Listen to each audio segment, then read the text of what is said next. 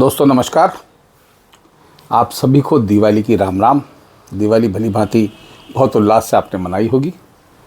भगवान आप सबके घरों में सुख समृद्धि और कृपा दृष्टि बनाए रखें। मैं आपका दोस्त योगी बोल रहा हूँ और आप मेरा चैनल देख रहे हैं द योगी वाणी। ये आप चैनल पे पहली बार ही आए हैं तो इसे सब्सक्राइब करें और शेयर करें और लाइक करें। आज ऐसे बैठे बैठे ही कल आपने प्रधानमंत्री का भाषण भी सुना होगा और हो सकता है आपने तस्वीर भी देखी हो। प्रधानमंत्री हर साल की तरह दिवाली मनाने पहुंच गए थे अपने सैनिकों के पास और हिमाचल प्रदेश में कल गए थे वो, जहां उन्होंने सेना की वर्दी पहनकर सेना के बीच वक्त बिताया, उनके साथ मिठाई खाई, उनके साथ खुशियां व्यक्त की और उनको संबोधित किया। और इसको देख के कुछ लोगों की कैसी जलती है ये देख के आज एक्स पे मैं घूम रहा था। ऐसे एक्स यानी पूर्व में जिसका नाम ट्विटर था, आजकल एक्स है। तो वो सूर्य प्रताप सिंह IAS हैं। वो कह रहे सेना की वर्दी कोई सिविलियन अथॉरिटी धारण नहीं कर सकती। ये वर्दी अर्न की जाती है, सेना में पद के साथ आती है, न कोई दे सकता न ले सकता। ऐसा करना न केवल गैर कानूनी अब तो सेना का अपमान है, सेना का राजनीतिकरण है। ये कोई कांग्रेसी विचारधारा के IAS है, रिटायर्ड IAS है। हम क्या है पता नहीं, भगवान जाने क्या है इनकी स्थिति। लेकिन आप बताइए, देश का राष्ट्रपति सेनाओं का सर्वोच्च कमांडर होता है, वो तो धारण कर सकता है ना। देश का प्रधानमंत्री देश के 140 करोड़ लोगों का प्रतिनिधि है वो, और वो अर्न किया हुआ ही काम है। इतने लोगों को जिताना, जिता के लाना, फिर उनका नेता बनना। यहाँ आप खाली एग्ज़ाम दे के उसमें पहुँच गए तो उसकी, और फिर कई चमचे भी आ गए उनके। साहब राजा बाबू को अपने ससुराल जाने की ज़रूरत नहीं है, PM सेना की वर्दी देख कर सकते हैं। हिटलर जैसा तानाशाह, हिटलर से कंपेरिजन किया उन्होंने, क्योंकि हिटलर पहनते थे वर्दी। बहुत सारे इनके चेले चपाटे हैं जो इनके उसमें आ गए। कोई कह रहा है अनफिट सैनिक, जो भी है, दिवाली की शुभकामनाएं भी दे रहे हैं। लेकिन कुछ लोगों ने बड़ा, जब जितेन है उन्होंने जवाब दिया कि I really don't know who made you IAS।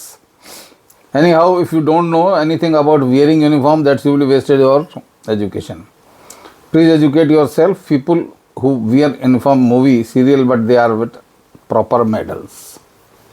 मतलब मेडल भी लगाते हैं फिल्मों में लोग। एक रोहिताश पुरी जी हैं, उन्होंने तो बिल्कुल संसदीय भाषाओं का उपयोग करते हुए कहा कि देश की जनता द्वारा चुने हुए हैं और उनको अधिकार संविधान ने दिया है। तू कौन होता है सवाल पूछने वाला।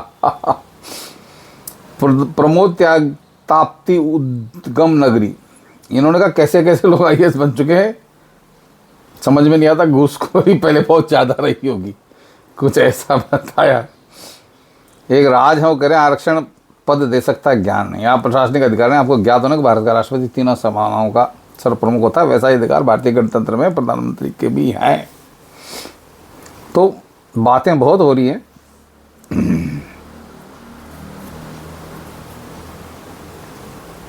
कुछ लोग और भी विरोध में आते हैं। एक विप्लव द्विवेदी करेंगे, आप अपने आप उस सेना के सर्वोच्च कमांड अधिकारियों से ज़्यादा समझते हैं क्या? विवेक तिवारी जी ने तो बहुत ख़राब लैंग्वेज यूज़ करी। तिल चट्टे से कभी सुकून नहीं मिलेगा। मोदी जी देश के प्रधानमंत्री एक संवैधानिक पद है और सीमा पर हर साल की तरह दिवाली मनाना है।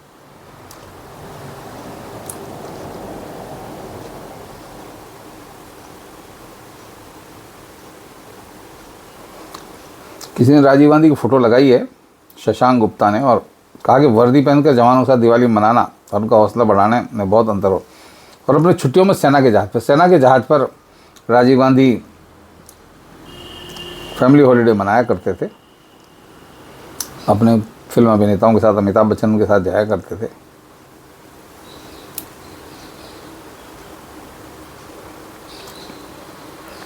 नरेंद्र राठौड़ लिख रहे हैं कि इस पर कोई रैंक या बैजेस नहीं है, खाली यूनिफॉर्म है।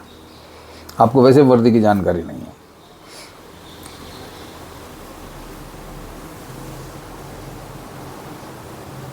जब हाँ, एक ने सवाल पूछा, बिल्कुल सही पूछा, प्रेम कुमार सिंह पूछ रहे हैं कि कुछ भी बोलकर अपने आका खुश करने की आप कोशिश कर रहे हैं। जब आतंकवादी खुलेआम इस वर्दी को पहनते थे तब आप कौन बोलता था? बात बिल्कुल सही है। प्रधानमंत्री ने अपनी परंपराओं का पालन करते हुए पूरा काम किया है और उन्होंने कल बताया कि मैं पिछले 30 साल से सेना के बीच में जाता हूँ। जब मैं प्रधानमंत्री नहीं था, मुख्यमंत्री भी नहीं था, तब भी वो बॉर्डर पे पहुंच जाते थे और दिवाली वहीं मनाते थे जाके। फिर मुख्यमंत्री बने तब जाने लग गए, और प्रधानमंत्री बने बात तो जा ही नहीं, उनका चर्चे जगह जगह होते हैं और बहुत लोगों की जल जाती है। तो दिवाली पे पटाखा होना चाहिए। तो इस तरह का पटाखा मेरे को आज दिखा ट्विटर या एक्स पे घूमते हुए, तो मैंने आपके सामने परोस दिया कि देखिए लोग कैसे कैसे विचारधारा वाले लोग बैठे हैं। मतलब हम करें तो रासलीला और दूसरा करें तो करैक्टर ढीला। बिल्कुल कांग्रेस की लोगों की यही अप्रोच है और कांग्रेस के चमचों की भी यही अप्रोच है, और ऐसी अप्रोच से ही काम चल रहा है। तो अब मध्य प्रदेश में वोटिंग का समय भी आ रहा है, और कल आपने एक खबर और देखी सुनी होगी, हालांकि दिवाली की तैयारी में सब व्यस्त थे। मैं बताऊं आपको कि कल यूपी एटीएस ने 6 लोगों को पकड़ा है जो आईएस के मॉड्यूल, इस्लामिक स्टेट के मॉड्यूल में काम कर रहे थे और किसी बड़ी घटना को अंजाम देने की तैयारी की, जिसमें 4 जो लोग हैं वो अलीगढ़ मुस्लिम यूनिवर्सिटी के छात्र हैं। हालांकि 33 साल की उम्र वाले हैं छात्र, तो वो पता नहीं यूनिवर्सिटी में कैसे रजिस्टर्ड। राजस्थान यूनिवर्सिटी में हम रहते थे तो कई ऐसे बुजुर्गवार नेता यहाँ लॉ कर रहे हैं, कोई पीएचडी कर रहे हैं, वो इसीलिए राजनीति में उनका दबदबा रहे, छात्र नेता बने रहें, युवा नेता माने जाए। तो इस तरह के लोग हैं, 4 जने पकड़े गए और बड़ा भारी मॉड्यूल बरामद हुआ है।